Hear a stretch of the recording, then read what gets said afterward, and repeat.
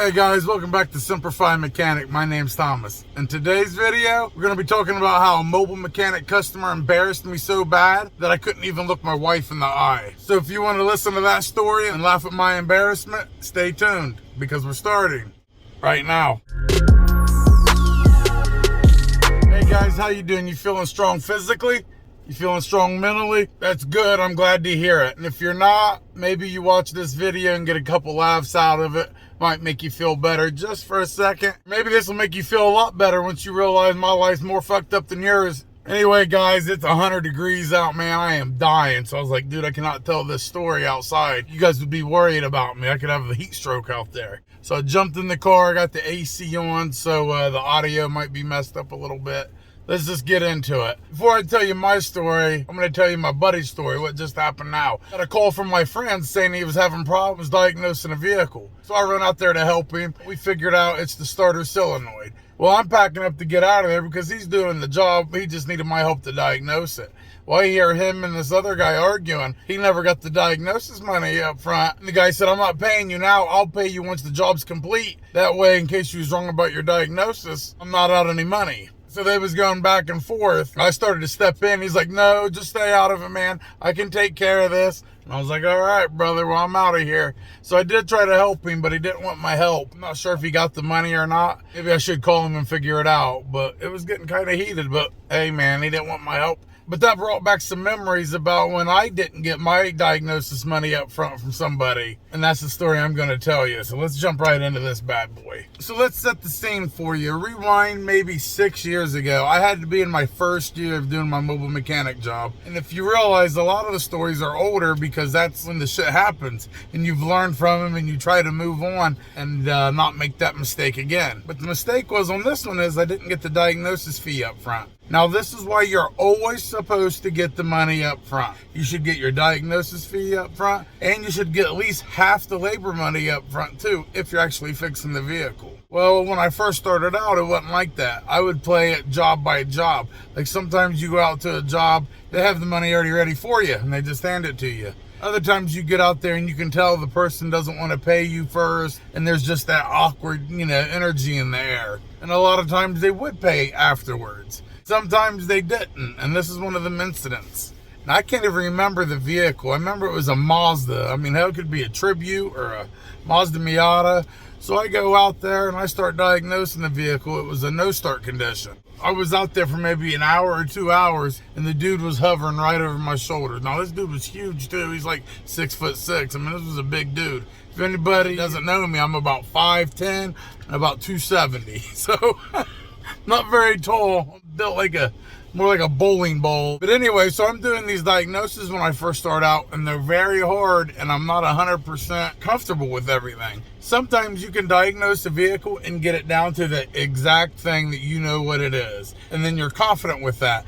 If I fix this, it's going to start the vehicle or fix the problem. But sometimes it doesn't work out like that. Sometimes it gets down to this thing or this thing, and there's two different ones, right? And you're like, oh God, so you have to pick the cheaper route, and if that fixes it, great. If not, now you know it's the other one. A lot of customers, they don't want to hear that shit. Like, no, you just need to figure it out. Tell me what it is. I can't be paying for two jobs. I kind of understand them, but like I said, sometimes shit happens, you know what I mean? Because a lot of these symptoms overlap each other. And my diagnosis to him was simple. I said, hey, we need some new battery terminals, and we also need a new starter. Honestly, I didn't know which one it was. I was like, let's just fix both of them and get it over with. That way we know no matter what, it's going to start the vehicle. But he was throwing off about that. He knew a little bit about cars. He's like, so you're saying I need battery terminals and a starter? And I'm like, yeah, man, that's what it is. And he's like, okay, whatever you say. And he asked how much it is, and I looked it up, and I set up a labor price. I mean, $100, $150, something like that. I can't really remember. For the next day, because that's when the part comes in. And everything was good to go. And I was like, all right, brother. And my problem was getting the key back first, right? You should never give the key back till you get your money. So I gave him the key back. And he's like, all right, brother, I'll see you tomorrow. And I was like, oh, wait a minute, brother. You owe $65 for the diagnosis. He's like, yeah, I'll pay that tomorrow once you're done with the job. I'll pay the labor and diagnosis together. I was like, no, that isn't what we said, brother. I said, you got to pay now. He goes, I'm not going to pay you now. What if your diagnosis is wrong? I said, that's why I've tested all this stuff. That's why I took 1 to 2 hours out here doing all this stuff. That's why I took so much time diagnosing it. So it wouldn't be wrong. And he just wasn't having it. He's like, nah, I'm not going to pay you. I said, that's what we agreed to. Now, this is only the first or second time that it's happened to me. I didn't know what to do, you know. Now, I was pissed off. I'm not pissed off enough to fight somebody. I'm not going to be one of these guys like, you owe me money, I'm going to fucking kick your ass, blah, blah, blah. Because, trust me, the court cost and bail money and all that is more than $65. So it wasn't worth it. Now, if you get me for $1,000 or something crazy like that, well, now it's worth it, right? But at 65, it wasn't. But I was threatening him, and I was like, look, motherfucker, you're going to pay me this money or else. He called my bluff, and he's like, or else what? And I was like, all right, motherfucker, you'll see. I said, I'm going to call the cops right now. He's like, call them. The first time I called the cops on a different job, they told me it was a civil matter, didn't even come out to help me. So I already knew the cops wouldn't do shit, so I didn't call them, but I wanted to act like I was calling them, right? So I hold my phone up to my ear, walking around, I'm putting on this big ass charade. I'm like, yeah, I got this guy out here. I did work for him, and now he won't give me the money. I said, I got proof in the text messages and all that. I said, okay, how long till you guys here? Oh, it's going to be an hour. I'm doing this whole fucking thing, right? And then I don't stop at that. I call the tow truck guy.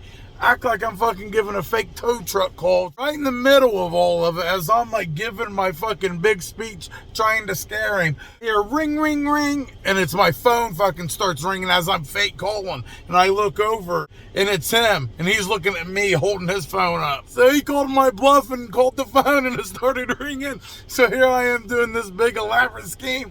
And he's looking at me like, you dumb motherfucker. Dude, and I tell you what, my charade lasted for like 20 minutes. I was walking back and forth, like talking all this shit. Bro, I was so embarrassed because when I was walking and talking my shit, I was walking like I own the world trying to scare his ass. I was like, yeah, he's doing this, he's doing that. He goes, I was going to let you just keep going on for like another hour or so. He goes, but you actually started to embarrass me.